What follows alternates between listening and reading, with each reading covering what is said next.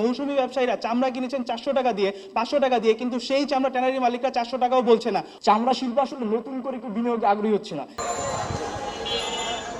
প্রতি বছর কোরবানি ঈদ এলেই সারা দেশে শুরু হয় কাঁচা চামড়া সংগ্রহ ও সংরক্ষণের তোড়জোড়। এতে যুক্ত হয় মৌসুমী ব্যবসায়ী, ফরিয়া, আড়তদার ও ট্যানারি মালিকরা। যদিও বছরে 2 কোটি পশুর চামড়ার মধ্যে 1 কোটি আসে কোরবানির সময়, যার মধ্যে 5 থেকে 10% চামড়া নষ্ট হয়, যার জন্য গত 10 বছরে দাম কমেছে 30 ভাগ। শনিবার সকালে বিএফডিসিতে কাঁচা চামড়ার ন্যায্য দাম নির্ধারণ নিয়ে বিতর্ক প্রতিযোগিতা অনুষ্ঠিত হয়। এ সময় সরকারি দল হিসেবে আমেরিকান ইন্টারন্যাশনাল ইউনিভার্সিটি ও বিরোধী দল প্রাইম ইউনিভার্সিটি অংশগ্রহণ করে। এ সময় তারা তুলে ধরে চামড়া খাতের নানা দিক। মৌসুমী ব্যবসায়ীরা চামড়া কিনেছেন 400 টাকা দিয়ে, 500 টাকা দিয়ে, কিন্তু সেই চামড়া ট্যানারি মালিকরা 400 টাকাও বলছে না। চামড়া শিল্প আসলে নতুন করে কেউ বিনিয়োগে আগ্রহী হচ্ছে না।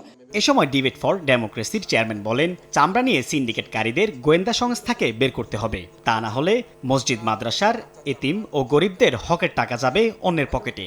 এই যে কাঁচা চামড়ার ন্যায্য দাম পাচ্ছে না, সেটার জন্য কে দায়ন করবে? সরকারি ব্যবস্থাপনা না ট্যানারি মালিকরা? এই দায়ের যে একটি পাল্টাপাল্টি অভিযোগ, সেই অভিযোগ থেকে কিন্তু আমাদের বেরিয়ে আসতে হবে। এখন জন্ম সনদ দিয়ে খোলো বিকাশ স্টুডেন্ট অ্যাকাউন্ট।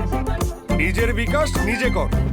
প্রধান অতিথির বক্তব্যে ভোক্তা অধিকার সংরক্ষণ অধিদপ্তরের মহাপরিচালক বলেন, সরকারি ও বেসরকারি খাত একসঙ্গে কাজ করলে আরএমজি খাত থেকেও এগিয়ে যেতে পারে চামড়া খাত। চামড়ার ক্ষেত্রে এটি কিন্তু 100% ভ্যালু এডিশন হয়, কারণ চামড়া প্রসেসের জন্য যে লবণটা, সেটাও কিন্তু আমরা তৈরি করি। সেই লেবারটা কিন্তু আমাদের শ্রম।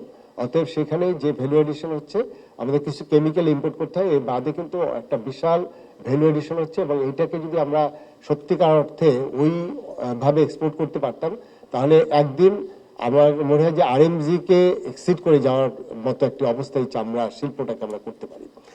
মহাপরিচালক আরও বলেন, চামড়া ব্যবসায়ীরা পূর্বের ব্যাংক ঋণ পরিশোধ করতে পারে না বলেই পরবর্তী বছরে নতুন ঋণ পায় না। সাইফুল ইসলাম, সময় সংবাদ, ঢাকা।